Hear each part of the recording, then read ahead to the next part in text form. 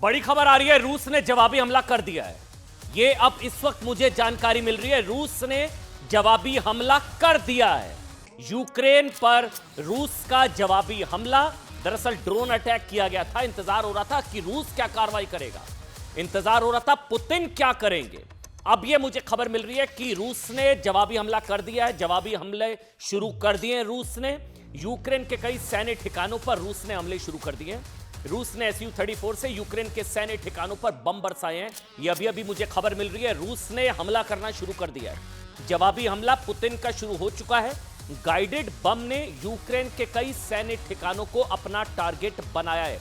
इससे पहले खबर आई थी कि यूक्रेन ने 100 से ज्यादा ड्रोन ब्लास्ट किए रूस में अलग अलग जगह पर, जिसमें कई मिलिट्री इंस्टॉलेशंस को टारगेट किया गया। यह बड़ा हमला था रूस के ऊपर, लेकिन अब जिसके बाद यह तय माना जा रहा था कि रूस की तरफ से जवाबी हमला यूक्रेन पर किया जाएगा, और अब यह मुझे खबर मिल रही है रूस का जवाबी हमला शुरू हो चुका है।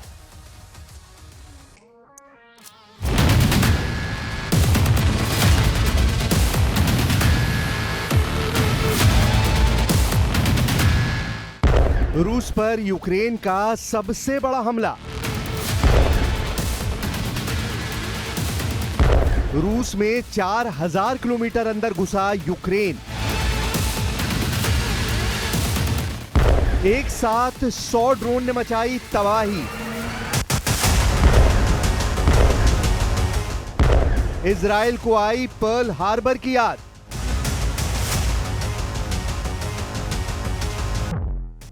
फिर मंडराया परमाणु युद्ध का खतरा।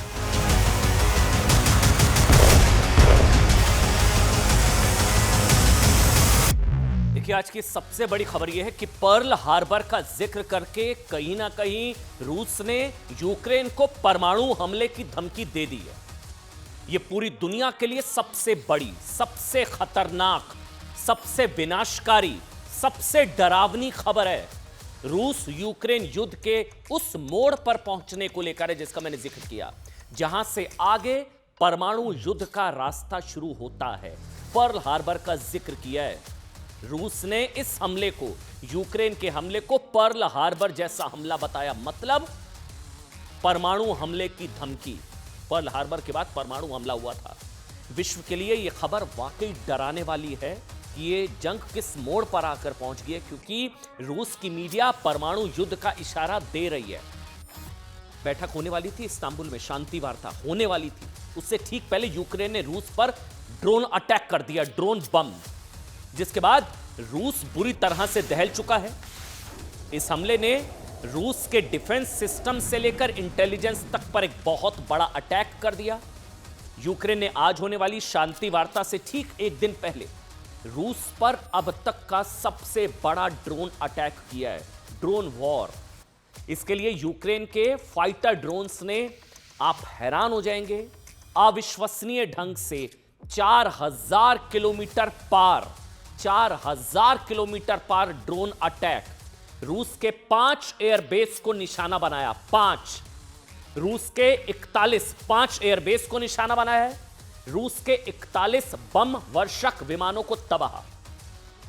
41 बम वर्षक विमानों को तबाह। यूक्रेन ने बहुत बड़ा हमला किया है। रूस को एक तरीके से इसके 41 बम वर्षक विमानों को तबाह, बर्बाद। अनुमान के मुताबिक यूक्रेन के इस हमले में रूस के 30% से ज्यादा बम वर्षक बेड़े को बहुत बड़ा नुकसान पहुंचा है। कहा जा रहा है कि रूस अब पलटवार करेगा। हमले शुरू हो चुके हैं। इसमें रूस के सबसे हाईटेक और कीमती विमानों में गिने जाने वाले A-50, Tu-95 और Tu-22M3 जैसे विमान भी शामिल हैं। यूक्रेन के इस अटैक में A-50 तबाह हुआ है, जिसकी कीमत 3000 करोड़ रुपए है। रूस के पास ये बेहद कम संख्या में है। रूस के इस अटैक में Tu-95 तबाह हुआ, जो परमाणु और क्रूज मिसाइलों को ले जाने में सक्षम है, जिसने यूक्रेन में युद्ध के दौरान बड़ी तबाही मचाई। यही नहीं, यूक्रेन के इस ड्रोन अटैक में, तस्वीरें भी आप देख रहे हैं ड्रोन अटैक की, ये देखिए आप, जगह जगह 100 जगह एक साथ, मतलब 100 ड्रोन एकदम से फटे एक साथ। क्या प्लानिंग थी, क्या नहीं है पूरी, ये देखिए आप, तस्वीरें भी हैं। इस ड्रोन अटैक में सुपरसोनिक बम वर्षक Tu-22M3 तबाह हुआ। 4000 किलोमीटर प्रति घंटे की रफ्तार से यूक्रेन युद्ध में रूस को बढ़त दिलाई इसने, लेकिन इस पर भी हमला। देखिए साहब, बताया जा रहा है कि यूक्रेन ने रूस के खिलाफ, ये आप पढ़ सकते हैं, जो तबाही की है यूक्रेन ने रूस के ऊपर जो हमला किया, लेकिन यूक्रेन ने रूस के खिलाफ इस सीक्रेट मिशन को, ये जो एक साथ 100 से ज्यादा जगह 117 ड्रोन एकदम से फटे, उसका नाम दिया था यूक्रेन ने ऑपरेशन स्पाइडर वेब, मकड़ जाल, स्पाइडर वेब नाम दिया गया था। यह हमला करीब बताया जा रहा है कि 1.5 साल की लंबी प्लानिंग के बाद इस हमले को अंजाम दिया गया।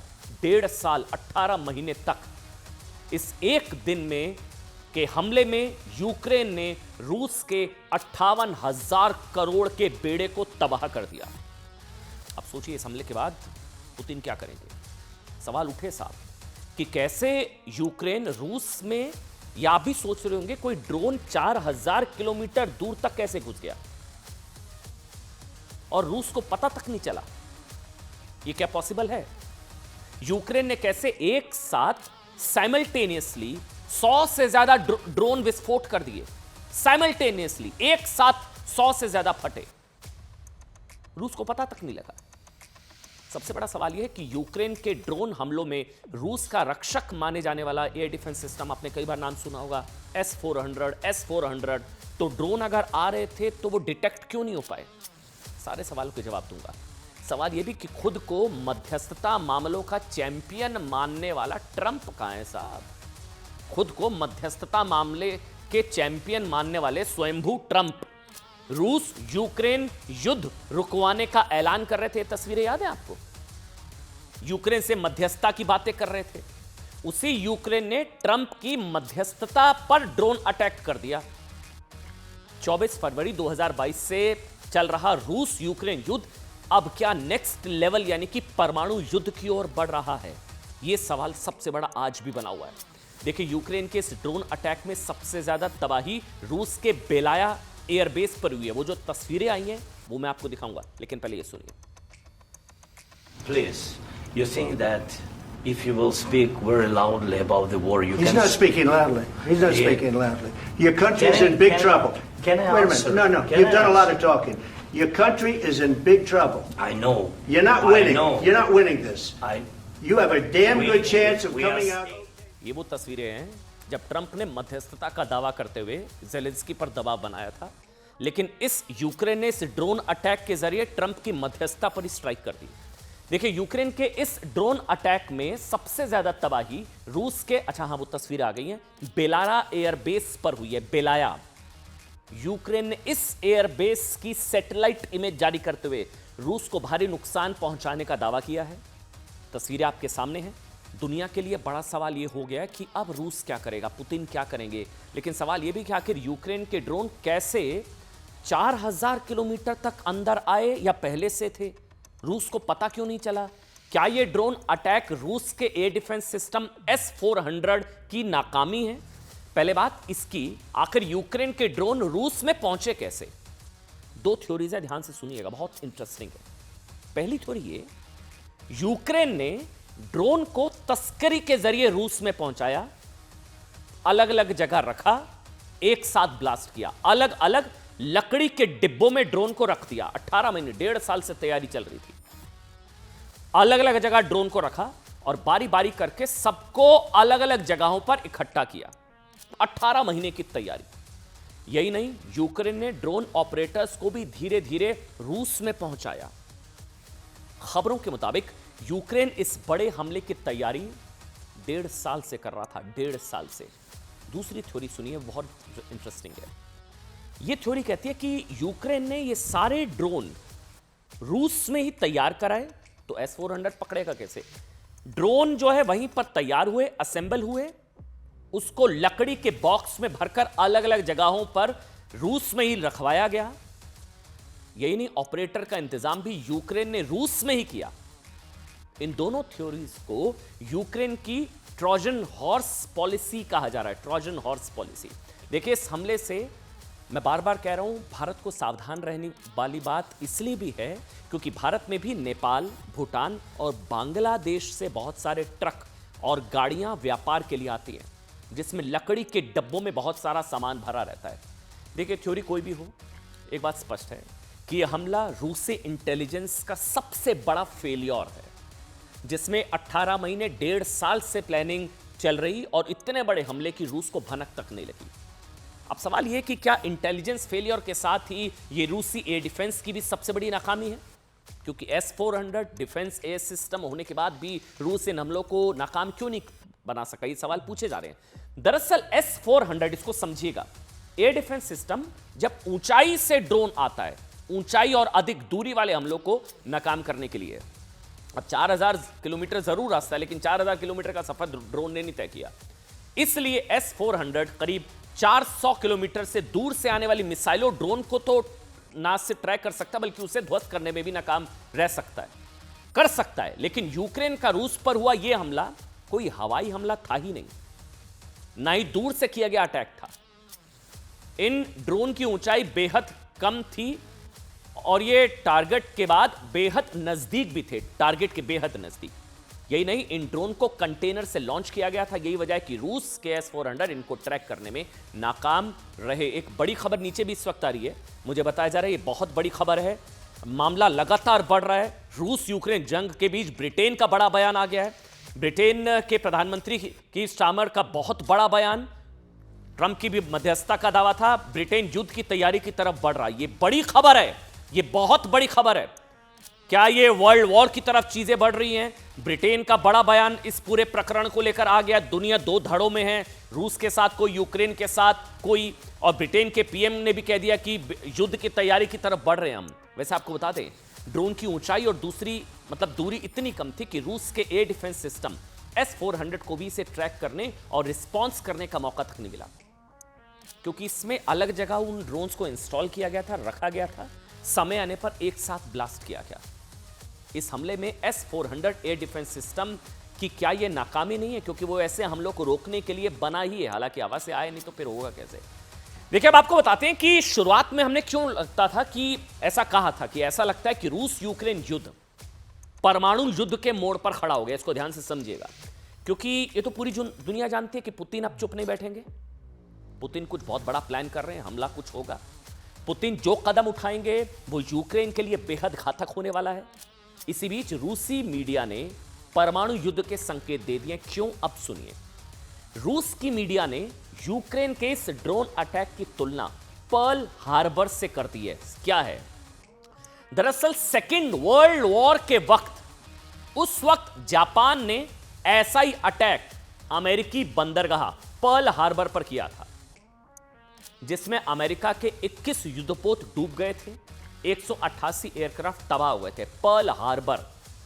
पर्ल हार्बर में हुए इस हमले में अमेरिका के 2400 से ज्यादा सैनिक महिलाओं की मौत हुई थी। रूस कह रहा है ये पर्ल हार्बर जैसा हमला किया यूक्रेन ने। इसी पर्ल हार्बर हमले का बदला लेने के लिए अमेरिका ने परमाणु बम लॉन्च कर दिया था। अमेरिका ने जापान के खिलाफ परमाणु बम लॉन्च कर दिए। 6 अगस्त 1945 की सुबह अमेरिकी वायुसेना ने जापान के हिरोशिमा पर परमाणु बम लिटिल बॉय गिराया, और हिरोशिमा पर परमाणु बम से हमले में 3 दिन बाद अमेरिका ने नागासाकी शहर पर फैट मैन नाम का परमाणु बम गिरा दिया था। इन दोनों हमलों में 3 दिन के अंदर जापान के 3 लाख नागरिक मारे गए, और यही कहा जा रहा है उस वक्त पर्ल हार्बर का बदला परमाणु हमला हुआ था। इसलिए इस बार भी कहा जा रहा है कि रूस ने यूक्रेन के इस हमले की तुलना पर्ल हार्बर से करके परमाणु हमले के बहुत बड़े संकेत दे दिए।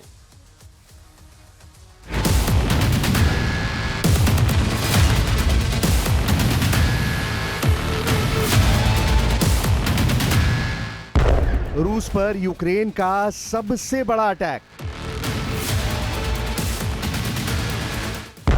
117 ड्रोन हमलों से दहला रूस। 5 एयरबेस पर स्ट्राइक, 40 फाइटर जेट तबाह। रूस पर यूक्रेन का ऑपरेशन स्पाइडर वेब। रूस पर यूक्रेन ने अब तक का सबसे बड़ा हमला किया है। 5 एयरबेस पर ड्रोन अटैक करके यूक्रेन ने रूस के 40 से ज्यादा फाइटर जेट्स को तबाह कर दिया। यूक्रेन ने हमले की ऐसी फूल प्रूफ प्लानिंग की जिसने रूस को जरा भी संभलने का मौका नहीं दिया और उसका मजबूत एयर डिफेंस सिस्टम भी उसके काम ना आ सका। यूक्रेन ने 117 ड्रोन्स को कंटेनर में छिपाकर रूसी एयरबेस के पास भेजा और उसके एयरबेस को निशाना बनाया, जिसमें रूस के 5 एयरबेस में भारी तबाही हुई है। सूत्रों के मुताबिक यूक्रेन के हमले में रूस के Tu-95 और Tu-22 जैसे बम वर्षक विमानों को निशाना बनाया गया था, जिनसे रूस अक्सर यूक्रेन पर बैलिस्टिक और हाइपरसोनिक मिसाइलों के हमले करता था। इस हमले ने पुतिन को दहला दिया है, क्योंकि ज़ेलेंस्की की ड्रोन फोर्स ने पुतिन के परमाणु एयरबेस पर हमला किया है, ऐसा बेस जो यूक्रेन से 4000 किलोमीटर दूर है। ज़ेलेंस्की को दहलाने के लिए पुतिन ने सूमे कांड शुरू कर दिया है। सूमे यानी वो शहर जो रूस के बॉर्डर से लगा हुआ है। ज़ेलेंस्की का दावा है कि पुतिन ने सूमे शहर पर कब्जा करने के लिए 50,000 सैनिक तैयार कर लिए हैं। ये सैनिक इस वक्त सूमे की तरफ बढ़ने वाले हर मोर्चे पर पहुंच रहे हैं। ये 50,000 सैनिक पुतिन की सबसे खतरनाक फोर्स का हिस्सा हैं। यही पुतिन के सूमे कांड की शुरुआत कही जा रही है, जिसमें ज़ेलेंस्की को जकड़े जाने की पूरी तैयारी है। ये पुतिन का मिशन एनाकोंडा है, जिसमें यूक्रेन को फंसाने के लिए पुतिन ने जाल डाल दिया है।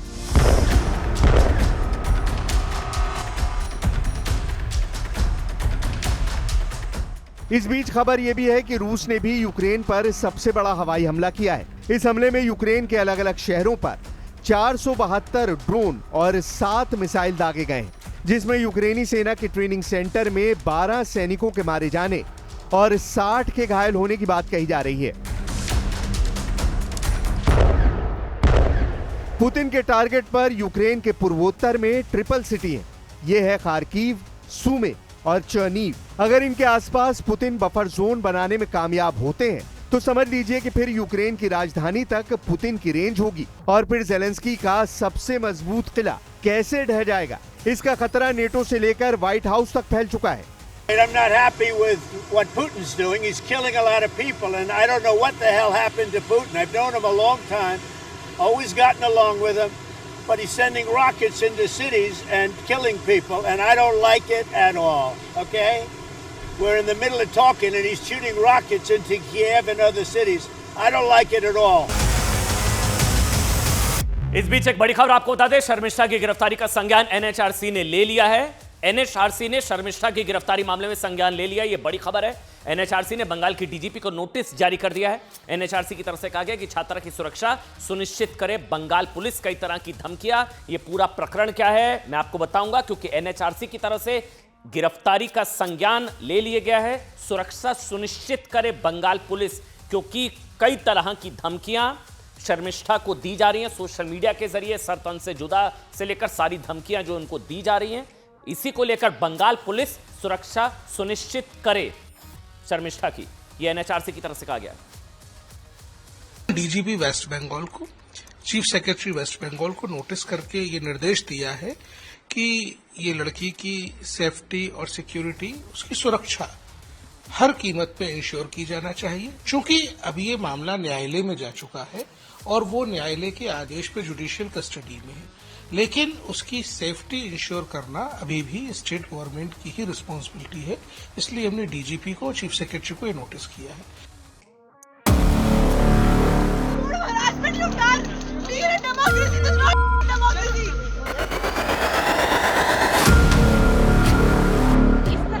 लॉ एंड ऑर्डर के नाम पर जो है किसी को भी इस तरह से हैरेस करना इज नॉट गुड। जेल में डाल देना, उसको जेल में रखना, उसको सताना, उसका पूरा करियर, उसका पूरा कैरेक्टर खराब कर देना, ये जो है बहुत ही गलत है।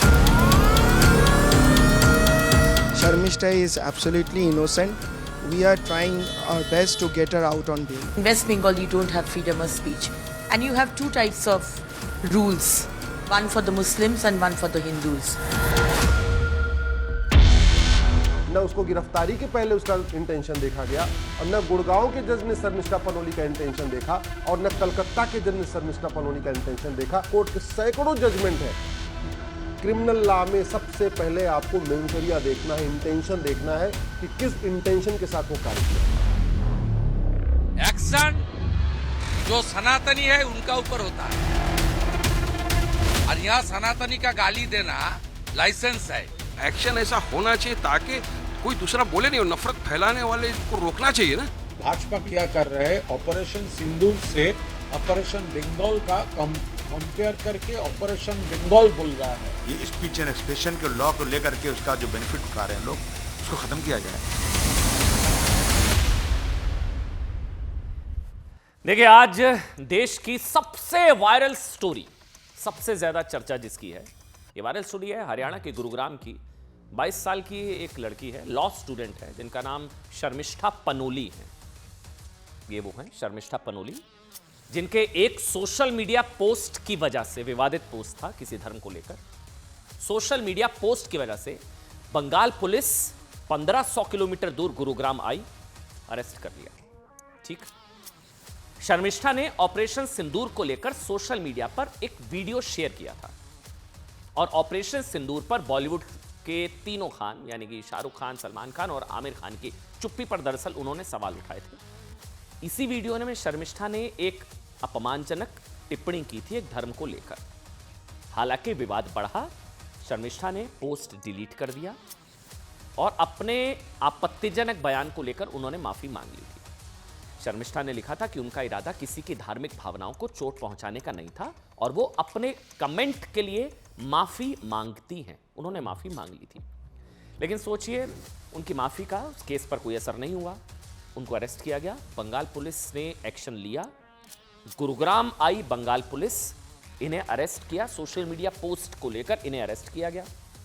अब देखिए, कुछ लोग बंगाल पुलिस के इस एक्शन को गलत बता रहे हैं, लेकिन बंगाल पुलिस की कार्रवाई से ज्यादा चर्चा बंगाल पुलिस की, कुछ लोग कह रहे हैं, उसेन बोल्ट वाली रफ्तार से एक्शन को लेकर भी है। जिस रफ्तार से बंगाल पुलिस ने एक्शन लिया, उसकी तुलना उसेन बोल्ट से की जा रही है।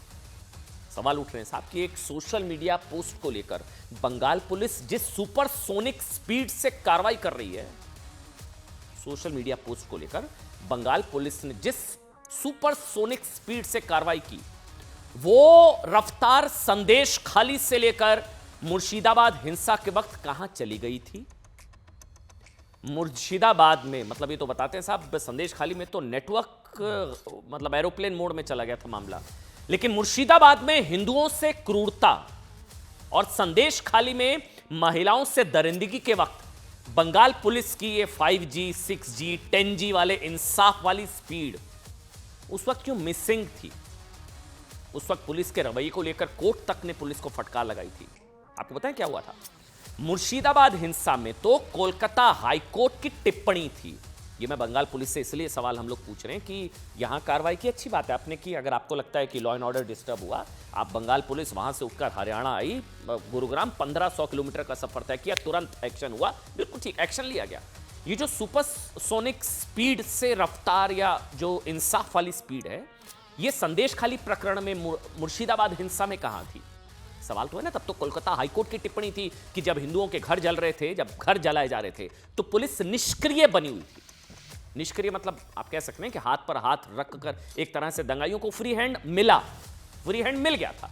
यहां तक कि हाईकोर्ट की टीम ने जिस टीएमसी नेता महबूब आलम को हिंसक भीड़ का अगुवा बताया था ना, वो तो गिरफ्तार हो गया होगा अब तक के हिसाब से, आपको लग रहा होगा, क्योंकि बंगाल पुलिस तो बहुत सुपरसोनिक स्पीड से इंसाफ करती है ना, वहां से उठकर गुरुग्राम तक आ जाती है 1500 किलोमीटर दूर। इंसाफ न्याय, वो आज तक गिरफ्तार नहीं हुआ है। टीएमसी का नेता महबूब आलम, जिसको हिंसक भीड़ का अगुवा बताया गया था, खुला घूम रहा है। संदेश खाली मामले में कोलकाता हाईकोर्ट ने मामले से निपटने के तरीके को लेकर बंगाल पुलिस को फटकार लगाई थी। और सुनिए ना साहब, रामनवमी दंगों को लेकर बंगाल पुलिस पर सवाल उठ चुके हैं।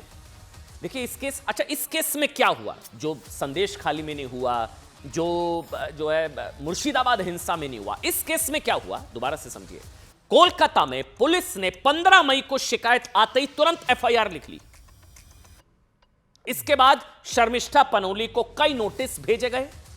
जब शर्मिष्ठा की ओर से कोलकाता पुलिस के नोटिस का जवाब नहीं मिला, ऐसा दावा किया गया, तो कोलकाता पुलिस खुद वारंट लेकर 1500 किलोमीटर दूरी तय करके हुए सोशल मीडिया पोस्ट की वजह से 22 साल की लड़की को गिरफ्तार करने गुरुग्राम पहुंच गई। कोलकाता पुलिस ने 30 मई को शर्मिष्ठा को गिरफ्तार किया। टाइमलाइन समझिए, 30 मई को गिरफ्तार, 31 को उसे कोलकाता के अलीपुर द्वार कोर्ट में पेश किया गया, जिसके बाद शर्मिष्ठा को 14 दिन की न्यायिक हिरासत में भेज दिया गया। सुपरसोनिक रफ्तार से एक्शन लिया गया। लेकिन सोचिए, इस एक्शन को लेकर ना कांग्रेस ने ममता सरकार पर सवाल उठा दिए। अब सुनिए, कांग्रेस के नेता हैं कार्ति चिदंबरम। इन्होंने सोशल मीडिया, अच्छा ये आ गया पोस्ट, इन्होंने पोस्ट किया कि इंटरस्टेट गिरफ्तारी, इस तरह की इंटरस्टेट गिरफ्तारी जब तक कि साबित ना हो कि उनके पोस्ट की वजह से कानून व्यवस्था की स्थिति बिगड़ी है, ये पुलिस की शक्तियों का दुरुपयोग है। ये मैं नहीं कह रहा हूं, ये कार्ति चिदंबरम कह रहे हैं। कांग्रेस कह रही है गलत है। ये पोस्ट किया कि दिस इंटरस्टेट अरेस्ट जो है for social media post till the time it is proven कि इससे लॉ एंड ऑर्डर डिस्टर्ब हुआ है, ये गिरफ्तारी गलत है, कांग्रेस कह रही है। लेकिन सर हम फिर कहेंगे, मेरी नजर में, हमारी नजर में कार्रवाई से ज्यादा बंगाल पुलिस की एक्शन की सुपरसोनिक स्पीड हैरान करने वाली है। जिस रफ्तार से एक्शन लिया गया वो हैरान करती है। मुर्शिदाबाद हिंसा और संदेश खाली केस को अगर देखें, देखिए सवाल बुरा लगे या सही, हम तो सब पूछेंगे, बुरा लग सकता है बंगाल पुलिस को, लेकिन सवाल तो बनते हैं कि बंगाल पुलिस बहुत गंभीरता के साथ सवाल पूछ रहा हूं, अगर यही स्पीड, यही उसेन बोल्ट वाली रफ्तार वाला न्याय, या यही सुपरसोनिक स्पीड 5G 10G वाली स्पीड जो न्याय इंसाफ के लिए बंगाल पुलिस ने अब दिखाई है, बहुत अच्छी बात है इंसाफ के लिए बंगाल पुलिस ने, यही अगर मुर्शिदाबाद और संदेश खाली केस में अगर दिख जाती, इसका 10% भी, मैं कह रहा हूं 100% नहीं, इसका 10% भी होता, तो क्या कई लोगों की जिंदगी बच सकती थी? सवाल तो है। ऐसी तेजी से मुर्शिदाबाद से लेकर संदेश खाली जैसे मामलों में भी क्या नहीं दिखाई जा सकती थी? सवाल तो उठेंगे ना साहब कि मुर्शिदाबाद और संदेश खाली में दंगाइयों के खिलाफ हाथ पर हाथ रखकर बैठने के जो आरोप बंगाल पुलिस पर हैं, शर्मिष्ठा के मामले में इतनी चुस्ती क्यों? इसको लेकर भी एक कई तरह की थ्योरीज है कि शर्मिष्ठा की तरफ से जिस धर्म को लेकर विवादित टिप्पणी की गई, अगर उसको लेकर बंगाल पुलिस त्वरित कार्रवाई करती है तो एक मैसेज भी जाएगा कि उनकी धार्मिक भावनाएं आहत होने पर बंगाल पुलिस तुरंत मैदान में है। दूसरा सवाल और सुनिए, बंगाल पुलिस की ना सेलेक्टिव कार्रवाई को लेकर भी सवाल उठ रहे हैं। सेलेक्टिव कार्रवाई, कुछ मामलों में निष्क्रिय, शर्मिष्ठा मामलों में सक्रिय। इसको आप ऐसे समझिए, मैं समझाऊंगा। देखिए, शर्मिष्ठा के इस वीडियो पर देश में बवाल हुआ। खुद ऑल इंडिया MIM ने 19 मई को असद ओवैसी का एक वीडियो पोस्ट करके महाराष्ट्र सरकार से इसके खिलाफ सख्त कार्रवाई की मांग की। शर्मिष्ठा के खिलाफ इन्होंने कोई विवादित टिप्पणी की, माफी मांगी, डिलीट किया बाद में। इसके बाद शर्मिष्ठा के खिलाफ, ये नाम ध्यान रखिएगा जो मैं बता रहा हूं, वजाहत खान कादरी नाम के एक व्यक्ति ने शिकायत दर्ज कराई। वजाहत नाम है इसका, वजाहत खान कादरी। वजाहत खान कादरी जी ने शर्मिष्ठा के खिलाफ शिकायत कराई। बंगाल पुलिस एक्शन में आई, तुरंत एक्शन हुआ, शिकायत FIR, बंगाल पुलिस पहुंच गई गुरुग्राम, उठाया अंदर, 14 दिन हिरासत। वजाहत खान की शिकायत पर ही कोलकाता पुलिस ने शर्मिष्ठा की गिरफ्तारी की कार्रवाई की। ठीक, यहां तक कोई दिक्कत नहीं है, आगे बताऊंगा, आप सुनिएगा। जो मैंने सेलेक्टिव आउटरीच का जिक्र किया, यह सेलेक्टिव कार्रवाई। वजाहत ने शिकायत में क्या कहा कि शर्मिष्ठा के कमेंट से उनकी धार्मिक भावनाएं आहत हुई हैं। ठीक बात है, गलत है, किसी धर्म के खिलाफ कुछ नहीं कहना चाहिए, मैं भी मानता हूं, किसी धर्म के खिलाफ कोई आपत्तिजनक टिप्पणी नहीं की जानी चाहिए, लेकिन अगर वहां भावनाएं तो हिंदू धर्म के खिलाफ भी नहीं होनी चाहिए ना। सेलेक्टिव कार्रवाई क्यों? सेलेक्टिव कार्रवाई के आरोप क्यों लग रहे हैं कि जिन वजाहत की शिकायत पर शर्मिष्ठा पर कार्रवाई हुई, खुद उसी वजाहत पर हिंदू देवी देवताओं पर भद्दे, घिनौने, अश्लील कमेंट करने के आरोप है। इन पर क्या एक्शन हुआ? शर्मिष्ठा पर आपने कार्रवाई की, बिल्कुल कार्रवाई करनी चाहिए, कुछ गलत हुआ है, लॉ कानून के हिसाब से कार्रवाई होगी, न्याय व्यवस्था पर पूरा भरोसा। ठीक, जिसकी शिकायत पर कार्रवाई हुई, खुद उसके ऊपर कई तरह के आरोप है, हिंदू धर्म पर अश्लील, भद्दे, घिनौने कमेंट करने के आरोप है, उसकी कई घटिया सोशल मीडिया पोस्ट भी वायरल हो रही है वजाहत की। कोलकाता में ही वजाहत के खिलाफ एक शिकायत भी दर्ज हुई जिसमें कहा गया कि वजाहत ने भगवान श्री कृष्ण और मां कामाख्या पर भद्दी अश्लील बातें कही। वजाहत के खिलाफ अभी तक कोई FIR दर्ज नहीं हुई है। ये सुपरसोनिक स्पीड वाली रफ्तार, उसेन बोल्ट की स्पीड से रफ्तार, ये कहां गया वजाहत, है ना? 5G 7G 10G स्पीड से इंसाफ मिलता है ना। बंगाल पुलिस तो कहां से कहां पहुंच जाती है इंसाफ के लिए। यहां सारा फ्लाइट मोड में चल रहा है पूरा नेटवर्क। वजाहत के खिलाफ कोई कार्रवाई, शिकायत हुई, FIR नहीं। क्या इसे दोहरा मापदंड, डबल स्टैंडर्ड नहीं कहा जाएगा? आप तय करिए। क्या हिंदू धर्म की भावनाएं आहत होने पर ऐसे ही एक्शन की उम्मीद अगर हिंदुओं को हो तो क्या वो गलत है? वैसे एक खबर मैं अभी दे दूं, मुझे अभी एक खबर मिली है, ये बताया जा रहा है कि a case has been registered against Wajahat Assam police sent team to. बहुत बड़ी खबर है ये बड़ी खबर है। हेमंता बिस्वा शर्मा ने बोला है कि केस दर्ज हो गया है, Assam police sent team to Bengal to arrest him. ये इसको गिरफ्तार करने के लिए असम की पुलिस बंगाल निकल गई है। ये बड़ी खबर आ गई है, इसी वक्त ये खबर मिली है। यानी कि शर्मिष्ठा मामले में शिकायतकर्ता वजाहत के खिलाफ एफआईआर असम में दर्ज हो गई है। असम पुलिस निकल गई है बंगाल अरेस्ट करने के लिए। अब क्या बंगाल पुलिस वजाहत को बचाती? अच्छा, बयान भी है, सुनाइए एक बार, बड़ी खबर है ये। A case has been registered against him, so our police will go to West Bengal and will request government of West Bengal to hand over him to Assam. But kiman cooperation government of West Bengalor pra pao hetu samoye kobo paribo, ajitu etiai kobo nwari।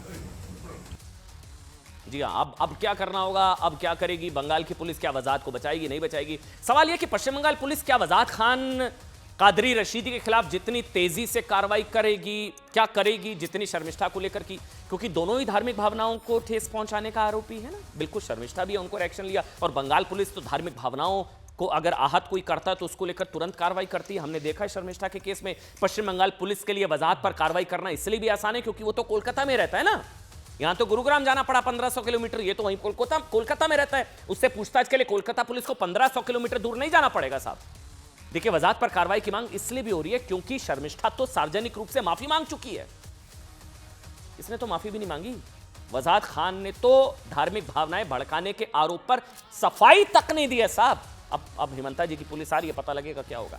या फिर वजाहत को उसी तरह तुष्टीकरण का discount मिल जाएगा जैसे मुर्शिदाबाद में हिंदू विरोधी हिंसा या संदेश खाली में हिंदू महिलाओं को बर्बरता से करने वाले आरोपियों को मिला, ऐसा आरोप लगता है। इसके अलावा सबसे जरूरी क्या है, अब सुनिए। ममता की पुलिस पर पक्षपाती रवैये और सेलेक्टिव कार्रवाई के आरोपों को और हवा तब मिल जाती है जब साहब खुद टीएमसी के कई नेताओं पर हिंदू देवी देवताओं पर अभद्र टिप्पणी के आरोप लग चुके हैं। आप हैरान हो जाएंगे जो मैं बताऊंगा। बंगाल पुलिस की तरफ से इस तरह का कोई एक्शन तब क्यों नहीं लिया गया, आज हम सवाल पूछते हैं। सुनिए, टीएमसी सांसद हैं साहब महुआ मोइत्रा, शिवलिंग का मजाक उड़ाने की आरोपी हैं। कौन? महुआ मोइत्रा। उन्होंने कुछ पोस्ट किया था, उन्होंने क्या किया था, उन्होंने ज्ञानवापी के विवादित ढांचे की जो आकृति उसमें स्थित वजू खाने से मिले कथित शिवलिंग का मजाक उड़ाया था, उसकी आकृति का। तब किसी को कुछ गुस्सा नहीं आया। बंगाल पुलिस कहीं कुछ हुआ क्या? टीएमसी के सांसद सयानी घोष, इनका तो इतना भद्दा ओछा, इतना बकवास पोस्ट था सोशल मीडिया, इन्होंने शिवलिंग को बेहद आपत्तिजनक पोस्ट किया था, लेकिन उसकी जांच के बजाय उन्हें लोकसभा का टिकट मिल गया। टीएमसी विधायक हैं रामेंदु सिन्हा रॉय, इन्होंने एक रैली में बयान देते हुए अयोध्या में बने राम मंदिर को अपवित्र स्थल बता दिया था। राम मंदिर अपवित्र स्थल बता दिया था इन्होंने, और बहुत लंबी लिस्ट है साहब, कितने बताएंगे, एक और बता देते हैं बस जल्दी से। टीएमसी के नेता मदन मित्रा भगवान परशुराम को लेकर बेहद आपत्तिजनक टिप्पणी कर चुके हैं। लिस्ट हमको जब रिसर्च हमने की, हमारे टीएमसी नेता तो 10 आ गए सामने। हमने कहा कितने बताएंगे, 4 ही बताते हैं आज। और भी हैं। ममता बनर्जी कैबिनेट में मंत्री फिरहाद हाकिम ने तो गैर मुसलमानों की धार्मिक भावनाएं आहत करते हुए खुले मन से वो कह चुके हैं कि जो मुसलमान नहीं वो बदकिस्मत।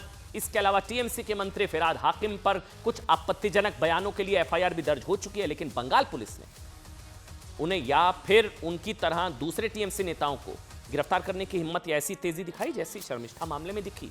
मैं बंगाल पुलिस की तारीफ कर रहा हूं। बंगाल पुलिस ने जिस तरह से त्वरित कार्रवाई की सुपरसोनिक रफ्तार से, दूसरे केसेस में करनी चाहिए ना।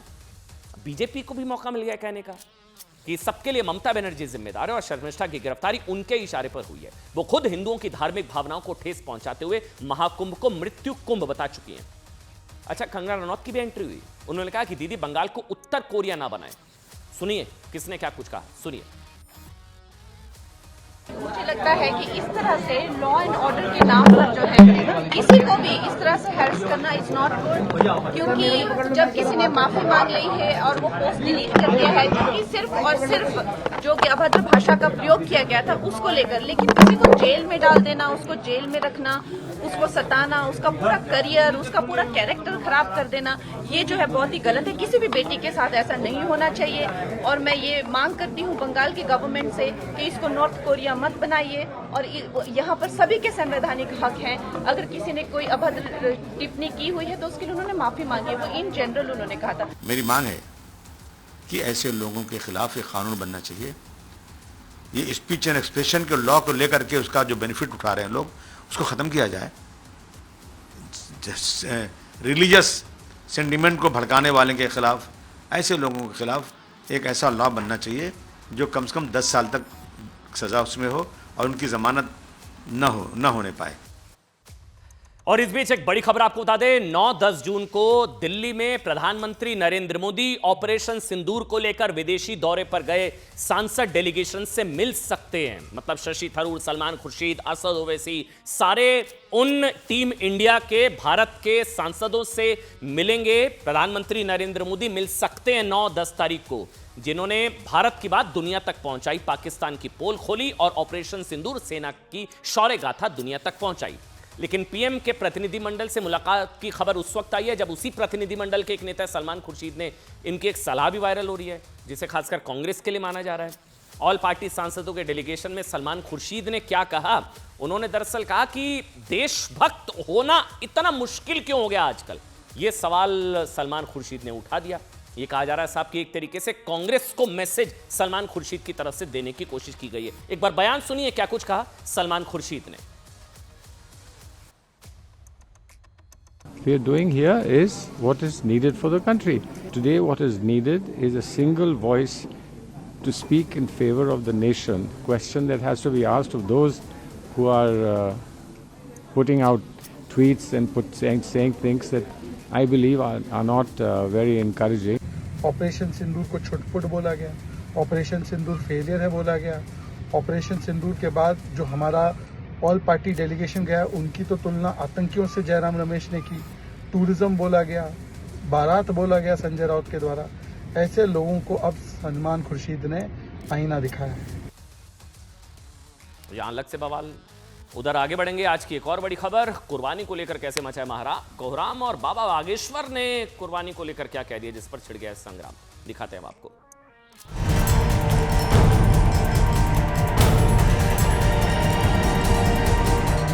आज से 5 दिन बाद बकरीद का त्योहार है, लेकिन बकरीद के दिन लाखों बेजुबानों की कुर्बानी को लेकर अभी से बयानों का बाजार गर्म है। बाबा बागेश्वर, मौलाना साजिद रशीदी, कांग्रेस सांसद इमरान मसूद, फिरंगी महली, अल्पसंख्यक आयोग के अध्यक्ष प्यारे खान और बीजेपी विधायक टी राजा सिंह में से किसी ने कुर्बानी को लेकर अपनी बातें कही है तो किसी ने चिंताएं जाहिर की है और किसी ने पलटवार किया है। मध्य प्रदेश के छतरपुर में बागेश्वर धाम के पीठाधीश्वर धीरेन्द्र कृष्ण शास्त्री ने कुर्बानी पर सवाल उठा दिया और त्योहार या परंपरा के नाम पर किसी भी जानवर की हत्या को हिंसा बताते हुए इसे बंद करने की वकालत की है। मौका भले बकरीद का हो, लेकिन धीरेन्द्र शास्त्री ने जीव हत्या का विरोध हिंदू और मुसलमान दोनों समुदायों से की है। उनका कहना है कि वो कुर्बानी और बलि दोनों के विरोध में है। हालांकि कांग्रेस सांसद इमरान मसूद और ऑल इंडिया इमाम एसोसिएशन के अध्यक्ष मौलाना साजिद रशीदी ने बाबा बागेश्वर पर पलटवार करते हुए कहा कि बकरीद पर कुर्बानी मुसलमानों की परंपरा है। उन्होंने बाबा बागेश्वर को मंदिरों में दी जाने वाली बलि की याद दिलाते हुए कुर्बानी का विरोध बंद करने को कहा। जीव हिंसा किसी भी संप्रदाय में, किसी भी कल्चर में, किसी भी संस्कृति में, किसी भी मजहब में है, निश्चित रूप से वो निंदनीय है। वो किसी भी प्रकार से हो, हम बलि प्रथा के पक्ष में नहीं हैं, इस प्रकार से हम बकरीद के भी पक्ष में नहीं हैं। हम किसी को अगर जीवित नहीं कर सकते हैं तो मारने का अधिकार भी किसी को भी नहीं है। इसके सब्स्टिट्यूशन है, उस वक्त कोई ऐसी व्यवस्था रही होगी जब बकरे की कुर्बानी दी गई होगी। तो अब लेकिन उपाय हैं, उपचार हैं, अब समय बहुत बदला है, हम सब सभ्य हैं, सुशिक्षित हैं, इसलिए हमें लगता है जीव हिंसा को रोकना चाहिए। इनको अपने बारे में नहीं मालूम है, कामाख्या मंदिर के बारे में इनकी क्या राय है। ये रिचुअल्स हैं, धार्मिक रिचुअल्स हैं, सबके हैं और ये किसी एक उसमें नहीं है, सबके ही हैं। कामाख्या मंदिर में क्या है, पूरे पहाड़ी क्षेत्र के अंदर क्या है, तो ये सब चीज़ें बेकार की बातें कर कर के नफरत फैलाना चाहते हैं। विश्व हिंदू परिषद की तरफ से एक प्रेस रिलीज देखी जिसमें उन्होंने हमारी कुर्बानी को क्रूरता और हिंसा जैसे शब्दों से व्याख्यात किया है। मैं उनको बता देना चाहता हूं ये हमारी आस्था है और कुरान में कई जगह कुर्बानी का जिक्र है। हालांकि बाबा बागेश्वर ने कुर्बानी के साथ बलि प्रथा का भी विरोध किया, फिर भी इमरान मसूद और मौलाना साजिद को बाबा बागेश्वर की अपील बुरी लगी। कुर्बानी पर छिड़ी जुबानी इस जंग में महाराष्ट्र अल्पसंख्यक आयोग के अध्यक्ष प्यारे खान भी कूद पड़े। उन्होंने कहा कि कुर्बानी इस्लाम की अवधारणा है, हम जो भी करें उससे किसी और को तकलीफ नहीं होनी चाहिए। वहीं लखनऊ में कुर्बानी के मौके पर इस्लामिक सेंटर ऑफ इंडिया की ओर से एडवाइजरी जारी की गई। मौलाना फिरंगी महली ने कुर्बानी के लिए बाकायदा दिशा निर्देश जारी करते हुए कहा कि नियमों के मुताबिक और बिना किसी की भावना को ठेस पहुंचाते हुए बकरीद का त्योहार मनाना चाहिए। कुर्बानी करते वक्त साफ सफाई और हाइजीन और क्लीनलीनेस का ज़रूर ख्याल रखा जाए। कुर्बानी किसी पब्लिक प्लेस पे ना की जाए बल्कि जो पहले से डिजिग्नेटेड स्पॉट्स हैं वहीं पर कुर्बानी की जाए। इब्राहिम अलैहिस्सलाम के कंसेप्ट पे चलना चाहिए कि हमको भी हमारी कुर्बानी से किसी को तकलीफ ना हो। ये इस्लाम का कंसेप्ट भी है कि हम ऐसी चीज़ें करेंगे जिससे हम